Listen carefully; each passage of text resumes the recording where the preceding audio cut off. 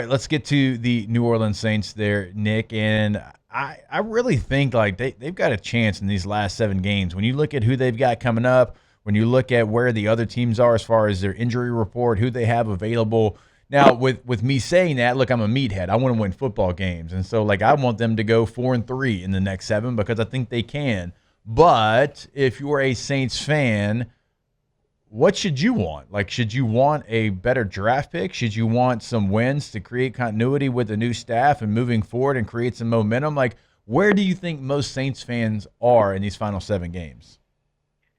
Well, I think if they go 4-3, that means that it doesn't definitely mean it, but it probably means you have an answer at quarterback, and like, who cares then? Draft, win every game. Like, if you have the answer at quarterback, it doesn't matter. Like, your biggest problem solved, and that should be kind of what you're excited about. So if you're winning 4 games and you're picking 4 games, man, like, I think 4 wins right now would put you picking 10th. I think so. Like, if you end up with like 6 wins at the end of the season, you're probably picking 11th or 12th, and it's kind of a cupcake schedule here going down the stretch a little bit. So it would definitely be possible to win 4, and maybe be where the Falcons were at the end of last season, where you think Penix is the guy, but it turns out like maybe you didn't get the pick right even before the injury. But yeah, look, I think as we hear these things out, like at the top, one, you should want them to win games because the quarterback is leading you to victories. Right. And if you feel great about that, that's awesome. I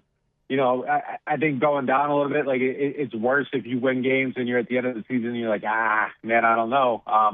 That would be a bad place to be. And then if the quarterback sucks, like I think you should want them to lose every game so that you have a chance of getting Mendoza. But yeah, I think if I were sitting at home watching this team and I'm conflicted over what I want to have happen, I think you absolutely want the quarterback to just play like he did last week against Carolina, and he's not going to do that every week. But you saw the ceiling, and if you keep seeing the ceiling and you see that 3, 4, 5 more times down the stretch, I think that you're in a great spot. And it shouldn't be, they sucked the whole first half of the season and they blew it and picked 7th. I think if that's the case, like, you should be looking at it like, oh man, they got like the quarterback at 40th and they got him 30 picks later than they probably should have. And if you're in that spot, like that's the best place to be. Like, the quarterback's everything. Like, you can have Myles Garrett on your team getting 45 sacks a season and you're still losing to the Baltimore Ravens. Like, so, I mean, if you have that quarterback answer, I think it's just a lot easier to answer everything else. And if you got your quarterback at 40 and he's the guy, I think every other decision becomes so much easier. Like, you can go pay Chris Olave, whatever, and it doesn't matter because you got your quarterback and he's on the rookie deal. And I just think things start falling into place.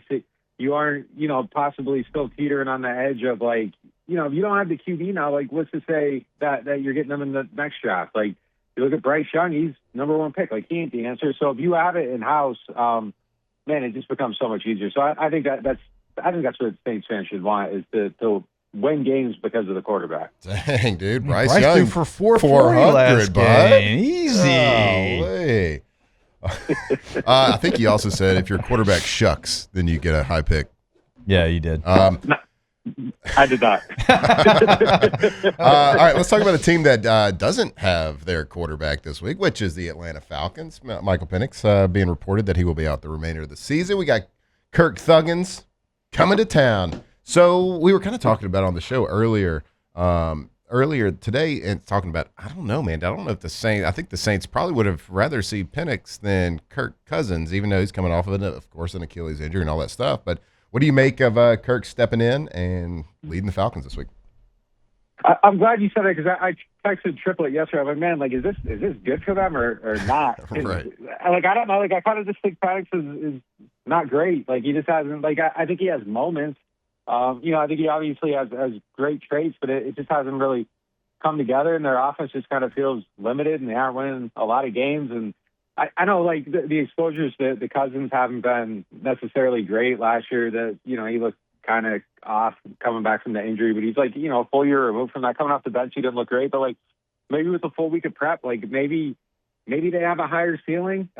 Taking Drake London out, I think hurts quite a bit. But yeah, I'm with you guys. Like, I think there's definitely there's at least a reality where they're a better team with him at quarterback. Like a I like thought a a Nick, lot of like him the last time he was healthy. a pissed off like veteran quarterback with something that he feels that he's got to prove is kind of a dangerous quarterback. No doubt about it. Yeah, that's a great point. Yeah, the motivation aspect of it proved the world wrong. Yeah, Kirk being pissed off and fired up and all that stuff. Yeah, it definitely makes it a interesting matchup. And yeah, he's obviously a very capable guy. And I just think it was the health thing last year. And then, they also were just kind of like doing some stuff with the scheme that I don't think necessarily fit him all the way. So like maybe you have a little bit of a more cohesive vision this time. Don't have him operating out a pistol constantly, which is something that he hadn't done a lot. So yeah, possibly a scarier matchup for them with the quarterback change. There was moments early in the season where I was wondering if they were going to go back to Cousins, because I don't know, man. Like the Penix thing, just going back to the last thing, like it just kind of feels like the worst spot to be in is like where you get to the end and you're like, like this could be the guy that got a lot invested in him, but like don't know, and then you roll into the season and you try to cater to it, and you just kind of start throwing good money after bad, trying to make the quarterback work. And I don't know where that one's going to lead. What's that? His fourth ACL tear? Like, even just on that level, it just that whole thing. Like, I don't know what happens to the Falcons at the end of this. Like, and obviously Terry Fontenot used to be here, GM there, did a lot of good stuff here, but like that just doesn't feel like that has gone together very well. And then Penix going down like that. That's just like, yeah. I think I saw somewhere it was like 5 of the last 8 years of Michael Penix playing football, he has missed the end of the season with like a knee injury of some sort, which is I feel terrible for the kid. But you go to Kirk Cousins, who is still one of the top highest paid quarterbacks in the league. Yeah. I kind of expect him to play well, and I felt crazy predicting that, but like, I do too. Yeah, I think he's gonna be good. Yeah. Nick, what do you make of the NFC South? We've talked about the Falcons, obviously. We talked about the Saints. You mentioned Bryce Young there, but the Panthers are like half a game out right now. I mean, it's the Bucs and it's the Panthers. I mean, I don't know that I've ever really seen a team like the Panthers. It's like if they play, bad teams, they're bad. If they play good teams, they're good, and they're finding a way to kind of win these games some way, somehow. They're down 2 scores at halftime and they force overtime. They win the game last week against the Falcons. What is the South? Like, who are the Panthers? I'm going to be honest, when I'm watching, the league back on Mondays, I don't put on a lot of Panthers games. So like I'm not totally sure like what. But they're a game out from first place, and we're only got 7 games left. Like last week watching them, I was like, this is the team, like and you kind of see the reactions when people are like, oh, is like Bryce Young the guy? Like, is he putting it together? And it's like, no, Bryce Young isn't the guy. Like, he isn't putting it together. Like that was terrible, but. I don't know if it's like a 1-game sample or whatever, but yeah, very, very weird division. I mean, it's just kind of been like this forever, where it's just like a ton of mediocrity and no one ever really like breaks all the way out. Like you kind of waiting for like, it's supposed to be the Falcons were supposed to be the team, and then they aren't. And yeah, I don't know. It's also like the wildest thing here is like Penix goes down, their season's screwed. They went all in for the pass rush. They traded their pick. The Falcons might lose the division, have a top 5 pick. The Rams got that pick. The Rams might, they're a legitimate Super Bowl contender. Like the Rams could win the Super Bowl and pick top 5. Like they might, the Falcons might end up being so bad that they get the Stafford like replacement with that pick, and the Falcons are going to be sitting there with Kirk Cousins and, just not a long-term answer at that position. Like very, very questionable decision there for them. What do you think? I mean, of course, there's not a lot of news coming out for the Saints this past weekend, except for, I guess, Gail Benson made some headlines with her comments about Mickey Loomis. What's your take on all that? Yeah, I mean, kind of an interesting interview overall. Like, I was surprised she knew who Luke Fortner was. That was my biggest takeaway. I don't know. It was just kind of a surprising interview overall. The one thing that kind of like stuck in my craw is that the phrase, like the one thing that kind of bothered me a little bit about it was just kind of like the whole, like, I don't know what else I'm supposed to do. Like, well, like you could do a lot of things. Like there's always more you can do. As it pertains to the Saints, I think just my take on the whole Mickey thing is like, I don't think it's totally outrageous that you have the GM, you allow him to try to put together a staff after your last coach suddenly retires. They try to hold on, that blows up. It just feels to me like this is like, okay, cool, you let him hire the second coach, fine, Sean Payton. If this doesn't work, though, like, that's got to be it. And I think that's just kind of where I'm at with it overall.